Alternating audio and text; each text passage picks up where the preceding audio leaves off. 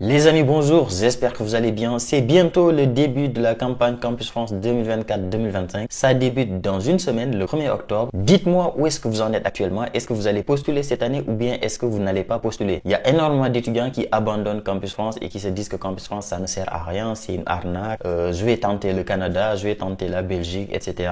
Dites-moi vous, où est-ce que vous en êtes? Dites-moi c'est quoi votre état d'esprit? Est-ce que vous êtes sûr et certain que vous allez postuler cette année? Est-ce que vous vous dites que Campus France, ça ne sert à rien, ça fait 2 ans, 3 ans que j'essaye, ça ne marche pas, je n'obtiens pas une acceptation ou bien même quand j'ai une acceptation, je n'arrive pas à avoir le visa. Donc, j'abandonne Campus France, je ne vais pas postuler cette année, c'est sûr et certain. Ou bien, est-ce que vous êtes entre les deux? Tu te dis, bon, peut-être que je vais postuler, peut-être je ne vais pas postuler, je ne sais pas pour l'instant. Dites-le moi dans les commentaires, franchement, ça m'intéresse. Donc, dans cette vidéo, aujourd'hui, comme chaque année, comme chaque début de campagne, je vous fais une petite vidéo pour vous donner 4 conseils extrêmement importants pour augmenter vos chances d'obtenir une admission dans une université publique française. Le premier conseil que je vais te donner dans cette vidéo, c'est tout simplement de vérifier si tu respectes les critères d'inéligibilité de Campus France Sénégal. Bien sûr, si tu es sénégalais. C'est extrêmement important. Chaque année, il y a des étudiants qui se disent, bon, les critères d'inéligibilité, bon, je vais quand même postuler, peut-être ça va passer. Ça ne passera pas. Tu vas perdre ton argent, tu vas perdre du temps et ça ne sert à rien. Donc, vérifie bien si tu respectes les critères d'inéligibilité de Campus France. Et pour l'instant, les critères ne sont pas encore publiés, mais il y a un critère qui ne va pas changer. C'est sûr et certain, c'est la reconnaissance de la formation que tu es en train de faire. Si tu es en train de faire une formation dans une université publique, tu n'auras pas de problème, ne t'inquiète pas. Mais par contre, si tu es étudiant dans une école privée au Sénégal, je te conseille fortement d'aller voir ton école et de leur demander l'accréditation de la formation que tu es en train de faire. Attention, chaque année, il y a des étudiants qui se font avoir, ils vont aller voir une école, ils vont demander, oui, est-ce que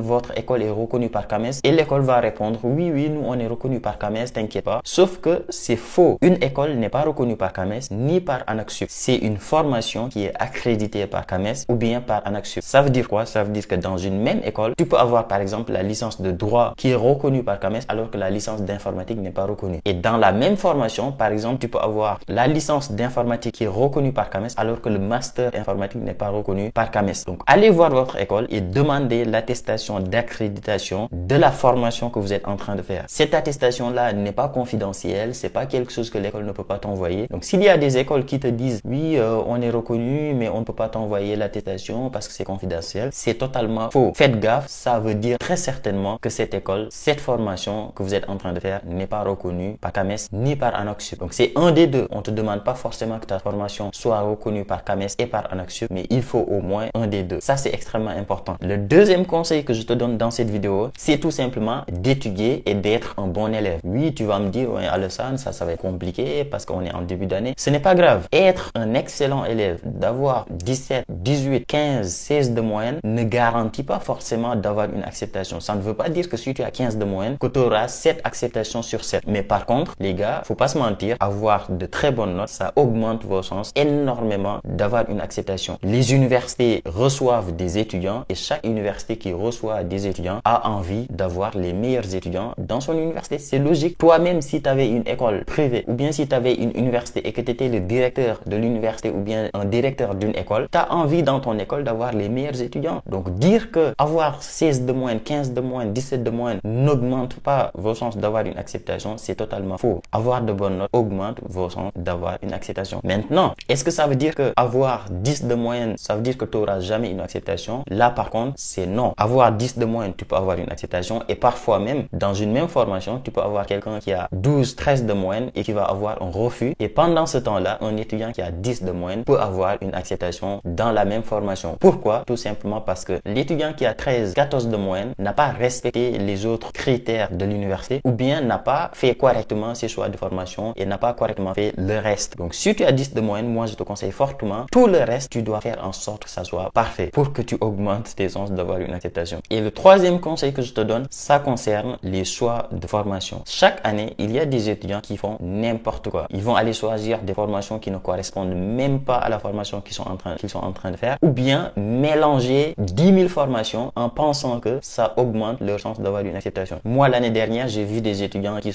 ont obtenu un bac S et qui postulent en physique, en chimie, en biologie, en mathématiques et qui se disent que oui, ça augmente mes chances d'avoir une acceptation. Non, tu choisis une seule formation et la formation que tu choisis doit être compatible avec ta formation antérieure. C'est-à-dire, si tu viens d'avoir le bac, tu ne peux pas avoir avoir un bac L et aller postuler en informatique. Je te déconseille. Il y a certaines universités qui acceptent, mais c'est très peu. Donc attention, par rapport au bac que vous avez obtenu, choisissez des formations qui sont compatibles. Et pareil, si tu es en licence de droit, va pas aller chercher des formations qui sont compliquées ou bien qui ne correspondent pas à la formation que tu es en train de faire. Choisis des formations qui sont logiques et qui sont compatibles avec tes formations que tu as fait avant. Ça, c'est extrêmement important. Le troisième ou quatrième conseil que je vous donne dans cette vidéo, c'est le troisième si je ne me trompe pas, c'est tout simplement de préparer votre entretien. Les gars, l'entretien, c'est le moment où Campus France te découvre. C'est le moment où Campus France te voit pour la première fois. Parce que jusqu'à présent, jusqu'à l'entretien, tout ce que tu fais, tu le fais en ligne. Tes lettres de motivation, tu peux donner à ton papa pour qu'il l'écrit pour toi. Tu peux le donner à des amis.